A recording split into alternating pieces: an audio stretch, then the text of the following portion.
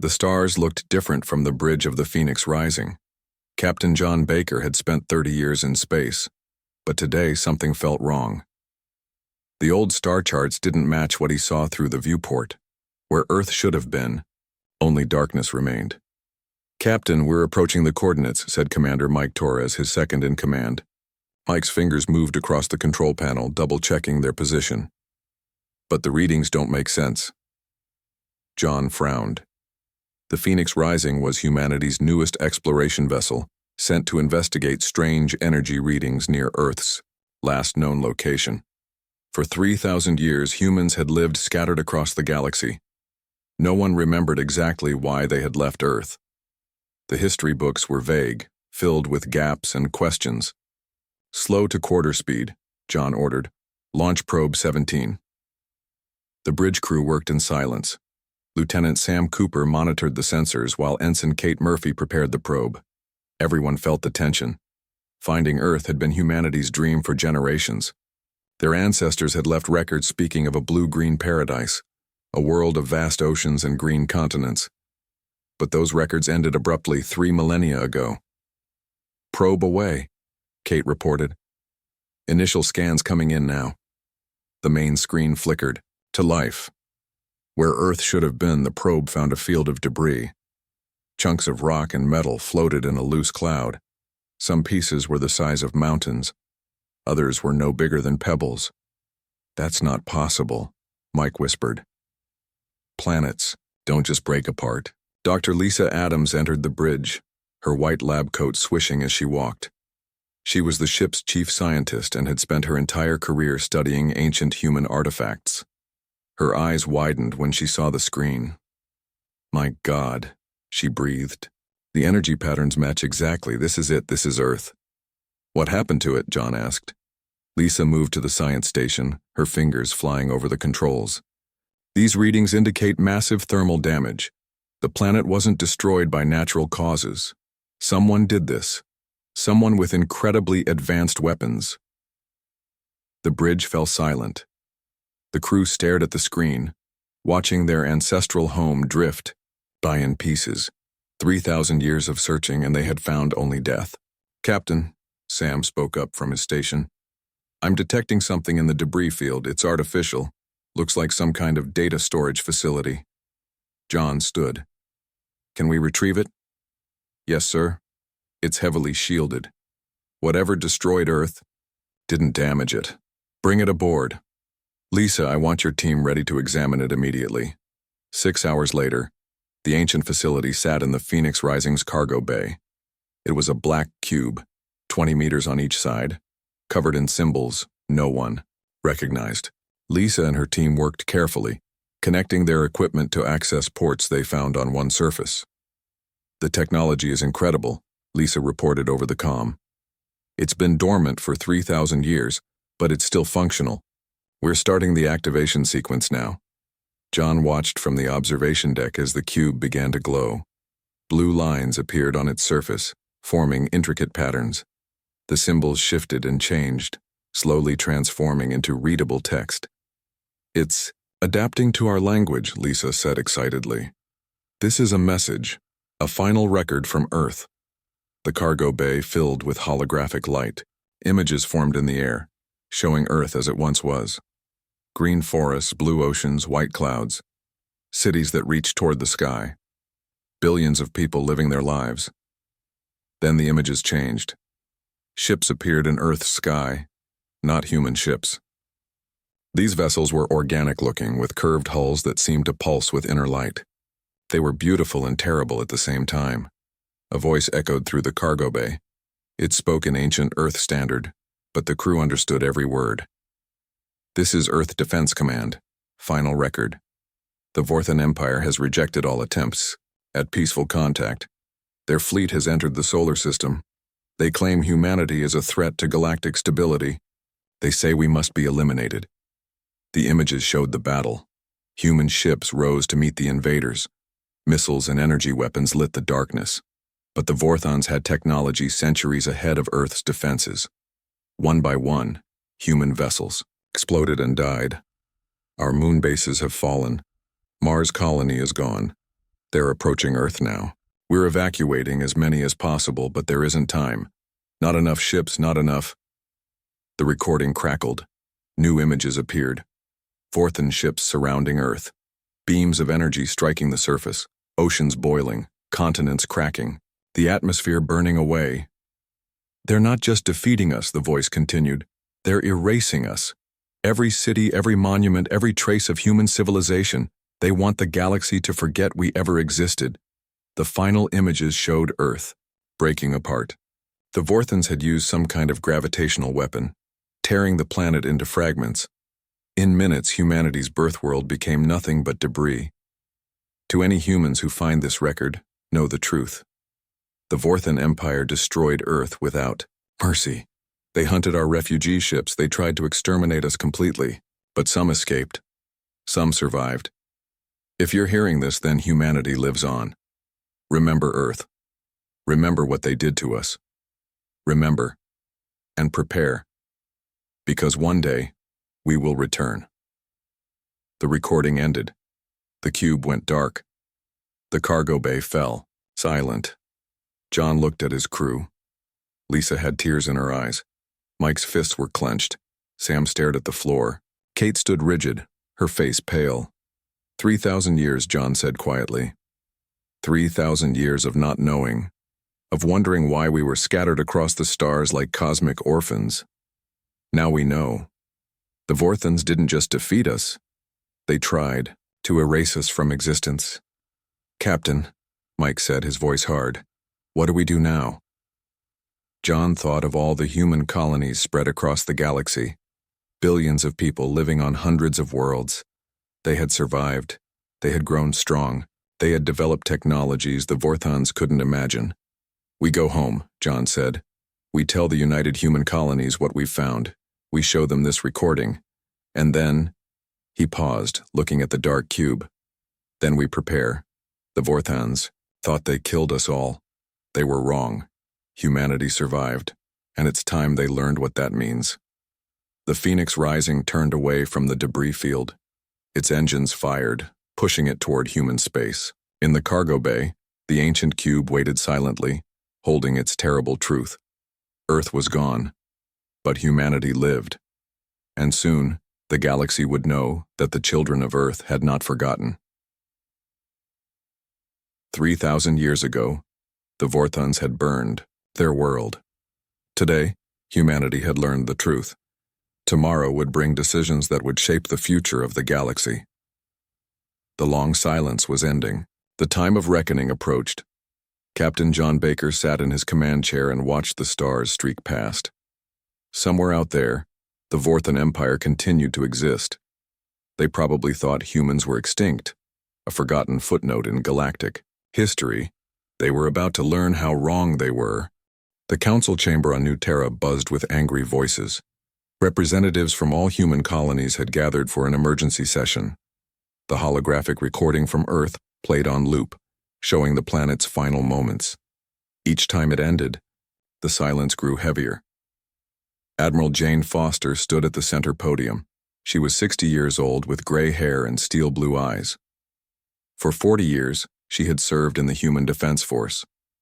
Now she faced the most important moment of her career. The evidence is clear, Jane said. The Vorthan Empire destroyed Earth. They tried to wipe out our entire species. They failed. Senator Bill Wright from the Sigma colony stood up. That was 3,000 years ago. The Vorthans might not even remember it. Why should we start a war over ancient history?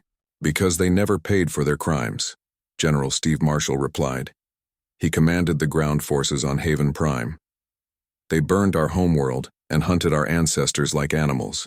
Justice has no expiration date. The debate continued for hours. Some wanted immediate military action. Others preferred diplomatic solutions. A few suggested forgetting the past and focusing on the future. Jane raised her hand for silence. I've been in contact with our intelligence network. The Vorthan Empire still exists. They control over 1,000 star systems. Their technology has advanced, but so has ours. We are no longer the primitive species they tried to exterminate. What do you propose? asked Governor Ellen Price from the Cascade Worlds. We prepare, Jane said simply. Not for revenge, but for justice. We build our forces. We unite our colonies. And when we're ready, we show the Vorthons that humanity survived. The vote was close, but Jane's proposal passed. The united human colonies would prepare for their first major military campaign in centuries. The scattered children of Earth would finally stand together. 6 months later, the transformation was remarkable. Shipyards that had built cargo vessels now produced warships. Factories that made consumer goods switched to weapons. Production.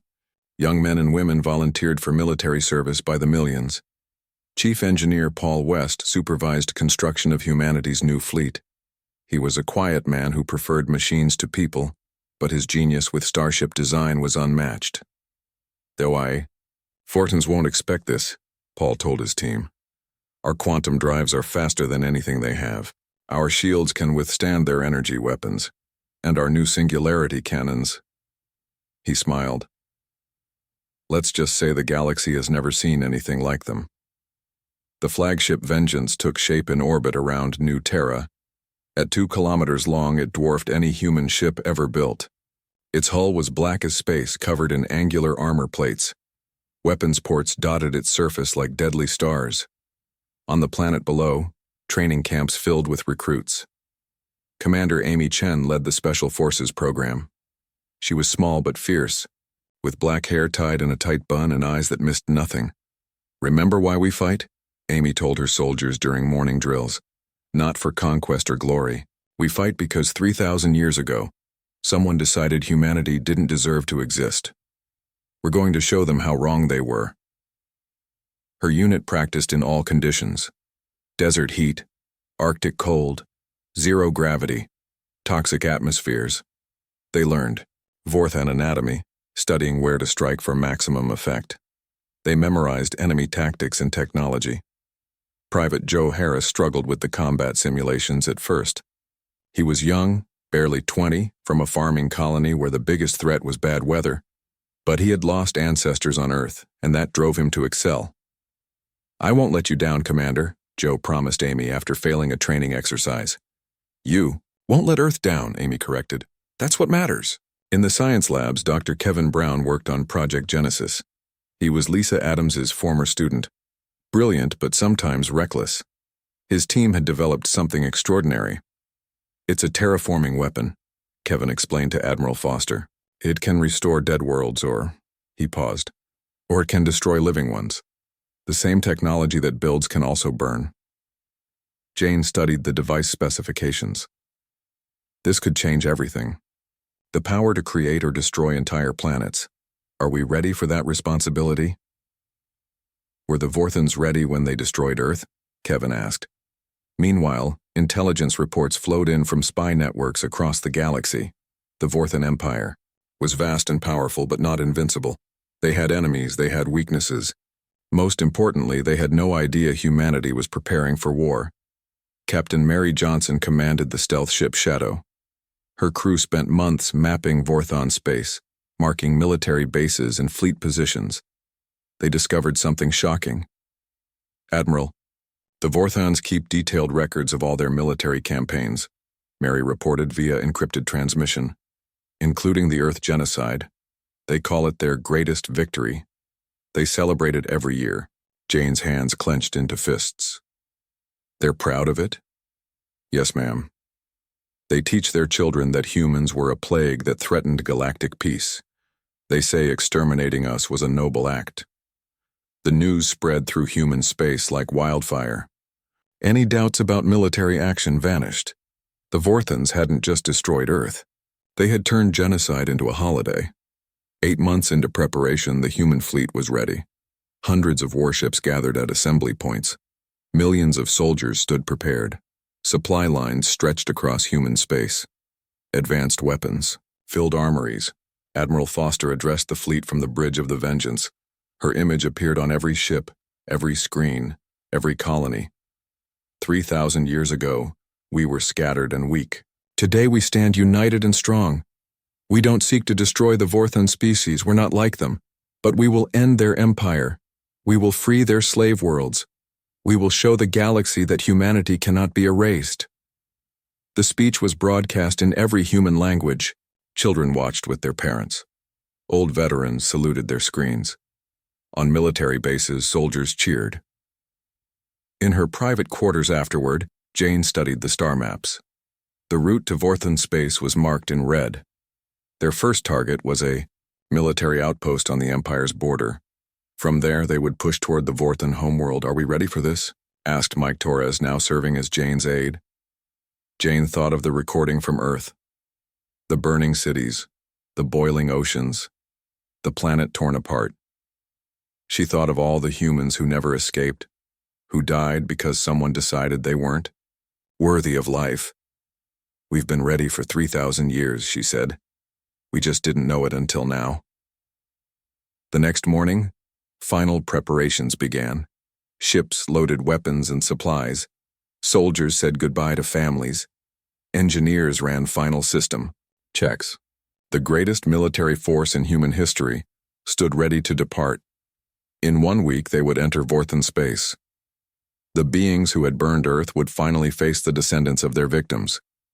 The galaxy would learn that humanity had not only survived but had grown stronger from their suffering. The time for hiding was over. The time for justice had arrived. The human fleet dropped out of hyperspace like silent death. 500 warships appeared at the edge of Vorthon space, their dark hulls invisible against the stars. On the bridge of the Vengeance, Admiral Jane Foster watched the tactical display. With cold satisfaction, "All ships report ready," Commander Mike Torres announced. "No enemy detection. We have complete surprise." Jane nodded. The first target was Outpost Gamma 7, a Vorthon military station that monitored this section of border space. It housed 10,000 soldiers and served as an early warning system for the Empire. "Launch fighters," Jane ordered. "Begin operation. Silent strike." From the carrier bays of human ships, thousands of small attack craft emerged. They moved like deadly insects, weaving through space toward their target. Commander Ben Williams led the first wave in his fighter, call sign Eagle 1. "All wings, maintain radio silence," Ben instructed his pilots. "Remember your training. First pass takes out their communications. Second pass hits their weapons. Third pass is cleanup." The fighters reached attack range. Ben took a deep breath, thinking of the Earth recording he'd watched 100 times. The burning cities, the dying world. His ancestors had fled in terror. Today their descendants returned as warriors. "All wings, engage," Ben shouted. The first missiles struck Outpost Gamma 7's communication arrays. Explosions bloomed in, silence ripping apart antenna clusters and transmission dishes. The Vorthons had no time to send a warning to their empire. Inside the outpost, Supreme Commander Vector scrambled to understand what was happening. He was old for a Vorthon, his forearms moving slowly as he rushed to the command center. Alarms screamed through the corridors. "Report," Vector demanded. "Unknown attackers, Supreme Commander," his aide replied. "Our communications are down. Shields failing. They came from nowhere." Vector watched the tactical display with growing fear. These attackers used tactics he'd never seen. Their weapons were impossibly advanced. Their ships moved with perfect coordination. "Launch all fighters," he ordered. "Activate ground defenses," but it was too late. The human fleet had moved into optimal firing position. Admiral Foster gave the command that would echo through history. "All ships, open fire. Show them that humanity remembers." The Vengeance fired.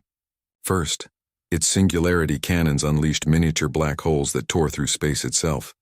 They struck Gamma 7's shields, collapsing them instantly. Other human ships followed, raining destruction on the outpost. Captain Mary Johnson commanded the destroyer Retribution. She watched her weapons tear into enemy positions with grim satisfaction. "For Earth," she whispered. On the outpost, panic spread among the Vorthon defenders. They had never faced an enemy like this. Their weapons, designed to intimidate lesser species, seemed useless against the human shields. Their proud warriors fell back in confusion. "Impossible," Vector muttered. "No species has this technology. Who are these attackers?" Ambassador Carl. Davis had waited 3,000 years for this moment. Not personally, of course, but his family had passed down the story for generations. His ancestors had died on Earth. Now he would deliver humanity's message to their killers. Open a channel. To the Vorthon commander, Carl ordered from his position on the Vengeance. The connection established. Vector's image appeared on the main screen. The Vorthon's 4 eyes widened in shock at what he saw. "This cannot be," Vector gasped. "You are human. But we destroyed your species. We burned your world." Carl smiled coldly. "You failed. Humanity survived. We rebuilt. We remembered. And now, Supreme Commander Vector, we have come for justice." "Wait," Vector pleaded. "That was 3,000 years ago. Ancient history. We can negotiate." "You celebrate it," Carl interrupted. "Every year, you honor the genocide of Earth. You teach your children that we were a plague. There is nothing to negotiate." The channel closed. Outside, the battle continued. Human ground forces landed on the outpost's surface. Commander Amy, Chen led her special forces through the corridors, her soldiers moving with deadly precision. "Check your fire zones," Amy instructed. "Watch for civilians. We're not like them. We don't kill the innocent." Private Joe Harris followed his commander, rifle ready. The Vorthan soldiers they encountered seemed confused, almost afraid. They had 4 arms and stood 3 meters tall, but they fell just as easily as any enemy. "They thought they were invincible," Joe muttered. "Everyone does," Amy replied, "until they meet someone stronger." The battle lasted 6 hours. When it ended, Outpost Gamma 7 was under human control. Vector and his senior officers were captured. Thousands of Vorthan soldiers surrendered. The civilians, families of the garrison troops, were placed under protection. Admiral Foster toured the conquered station. In Vector's office, she found something that made her blood run cold. The walls were covered with images from the Earth genocide. Pictures of burning cities, fleeing humans, the planet breaking apart, trophies of extinction. "You really were proud of it," Jane said to Vector, who stood in energy shackles. "It was our greatest victory," Vector replied, defiant even in defeat. "Humans were a threat to galactic order. We did what was necessary." Jane studied him carefully. "You still believe that? Even now?" "Of course. You were primitive, violent. You would have disrupted the peace we created. And yet here we are," Jane said, "defeating your mighty empire with ease. Perhaps you misjudged us." News of the outpost's fall would take weeks to reach the Vorthan capital. By then, the human fleet would have struck a dozen more targets. The war had begun on humanity's terms. That night, Jane stood on the observation deck looking at the stars. Mike Torres joined her. "The crews are calling it the Battle of First Return," Mike reported. "Morale is high. No human casualties." "They weren't ready for us," Jane said. "They won't make that mistake again." "What now, Admiral?" Jane pulled up the strategic map. Red markers showed Vorthan military bases, fleet positions, industrial worlds. So many targets, so much to do. Now we push deeper. We free their slave worlds. We disable their military. We show the galaxy that humanity has returned. She paused. "But we do it right. We're not genocidal monsters like they were. We're something better." As the fleet prepared to move to its next target, word spread through human space. The first battle was won. The descendants of Earth had struck back against their ancient enemy. The Vorthan Empire, which had stood unopposed for millennia, finally faced a foe that could match them. On New Terra and 100 other human worlds, people celebrated. Children who had grown up hearing stories of lost Earth watched news feeds of the victory. Veterans wept with pride. The dream of 3,000 years was becoming reality. The war was far from over. The Vorthans would regroup, adapt, fight back. But humanity had taken the first step. They had announced their return to the galaxy in fire and fury, and this was only the beginning. 6 months into the war, the Vorthan Empire was crumbling. Human fleets struck everywhere at once, appearing from hyperspace without warning. Military bases fell. Defense fleets burned. Slave worlds rose in rebellion, inspired by humanity's example. Dr. Kevin Brown stood in the weapons lab aboard the Vengeance, staring at the Genesis device. The metal sphere hummed with quiet power. Inside its core lay the ability to transform dead worlds into paradise or living worlds into ash. The Vorthans have lost 60 systems, Kevin's assistant reported. Their economy is collapsing. Their subject races are breaking free. Kevin nodded absently. He thought of Earth, turned to rubble 3,000 years ago. One command from him, and he could do the same to any Vorthon world. The power felt heavy in his hands. On the bridge, Admiral Jane Foster received constant updates. The war was going better than anyone had imagined.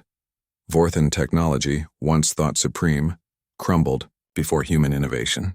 Their rigid military doctrine failed against human adaptability. Admiral, we're receiving a transmission from the Vorthon capital. Mike Torres announced.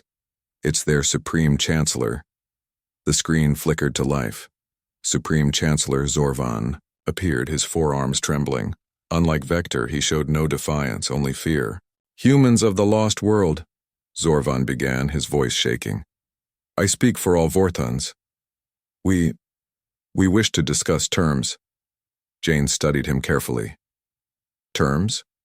Your empire destroyed our homeworld. You hunted our refugees. You celebrated our extinction. What terms could there be? Mercy, Zorvan whispered. We beg for mercy. The bridge fell silent. Everyone remembered the recordings from Earth. The Vorthans had shown no mercy then. Men, women, children, all had burned together. Why should we show you what you denied us? Jane asked. Because, Zorvan paused, gathering courage. Because you are not us. Your actions in this war prove it. You protect civilians. You accept surrenders. You free slaves instead of taking them. You are what we pretended to be. Before Jane could respond, alarms sounded. Admiral, urgent report from Scout Wing 7, the communications officer called. They've found something. The scout. Data appeared on tactical displays. It showed a convoy of Vorthon ships, hundreds of them, all civilian vessels. They were packed with refugees, families fleeing the war zone. They're heading for neutral space, Mike reported. No military escorts, just transport ships full of civilians. Commander Ben Williams led the fighter wing that had found them. His voice came through the comm. Admiral, what are your orders? We have them surrounded. Jane watched the sensor data. Each ship held thousands of Vorthon civilians, families, children who had nothing to do with Earth's destruction. They were running in terror, just as humanity's ancestors had fled 30 centuries ago. Admiral, Ben's voice came again. Awaiting orders. Jane closed her eyes. She thought of Earth. She thought of justice. She thought of what separated humans from monsters. Let them pass, she ordered. Admiral? Mike sounded surprised. You heard me. Let them pass. Assign escorts to ensure they reach neutral space safely. On his fighter, Ben smiled with relief. Understood, Admiral. Eagle Wing will provide escort. Supreme Chancellor Zorvan watched this exchange with amazement. You're protecting our refugees? Why? Because we remember what it feels like to run, Jane replied. To flee with children in our arms, hoping for mercy that never comes. We won't become what you were. The human fighters formed protective formations around the refugee convoy. Some Vorthon ships tried to change course, fearing a trap. But the humans simply maintained position, shields raised to protect their former enemies. Meanwhile, on the planet Vorthon Prime, panic gripped the population. Colonel Susan Miller led the ground invasion force but found something unexpected. The Vorthon military had largely surrendered. The civilian government wanted to negotiate. The population cowered in fear, expecting the genocide they had once inflicted on others. Ma'am, we've secured the capital, Susan reported to Admiral Foster. Minimal resistance. The Vorthons keep asking when we'll begin the extermination. Tell them never, Jane replied. Begin distributing food and medical supplies, set up refugee centers. Show them what humanity actually stands for. In the depths of space, another scene unfolded. Captain Mary Johnson of the Retribution encountered a damaged Vorthan cruiser. Its engines were failing, life support fading. 8,000 souls aboard, mostly civilians evacuated from a border world. "Captain, they're requesting assistance," her communications officer reported. "Their reactor is going critical." Mary didn't hesitate. "Launch rescue shuttles. Prepare the cargo bays for refugees. Move quickly." Her crew worked frantically, evacuating Vorthans from their dying ship. Some Vorthans resisted, unable to believe humans would save them. Others wept with gratitude, their forearms raised in thanks. As the last shuttle departed, the Vorthan cruiser exploded. From the Retribution's medical bay, a Vorthan child watched through a porthole. She had lost her parents in the evacuation. A human nurse held her gently, speaking soft words of comfort in the universal language of compassion. Back on the Vengeance, Kevin Brown made his decision. He approached Admiral Foster with a data pad. "Admiral, I'm modifying the Genesis device," he announced. "Instead of a weapon, it will be purely for terraforming, for healing dead worlds." "Including Earth?" Jane asked. "Especially Earth, but also the worlds damaged in this war, human and Vorthan alike." Jane smiled, the first real smile anyone had seen from her in months. "Do it." Supreme Chancellor Zorvan watched all of this unfold. His 4 eyes, evolved to spot prey, now saw something they had never recognized before: true nobility.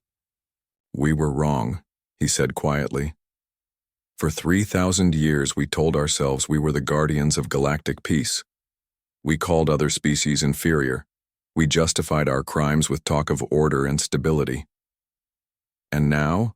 Jane asked. "Now I see that we were the primitives.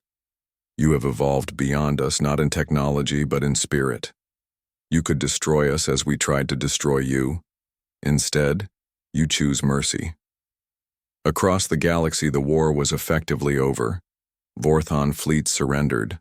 Occupied worlds were liberated. The empire that had lasted 10,000 years crumbled in less than one.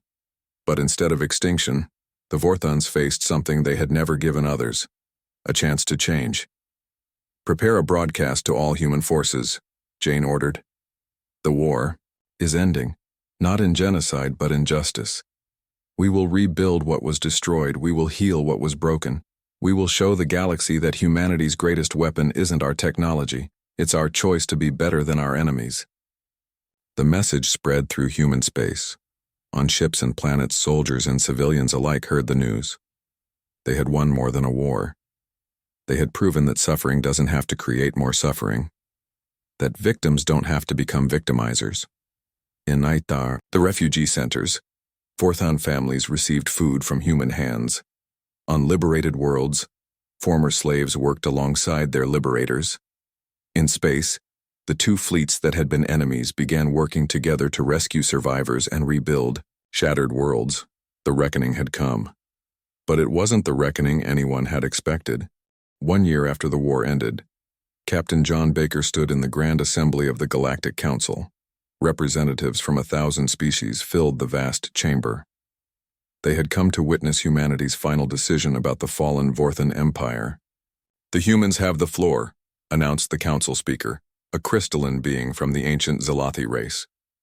John walked to the center platform. Behind him sat former enemies, Admiral Jane Foster and former Supreme Chancellor Zorvan, now working together. The whole galaxy watched through broadcast networks. 1 year ago, humanity returned to galactic civilization. John began. "We came seeking justice for Earth's destruction. We found something more important, a choice that would define who we are."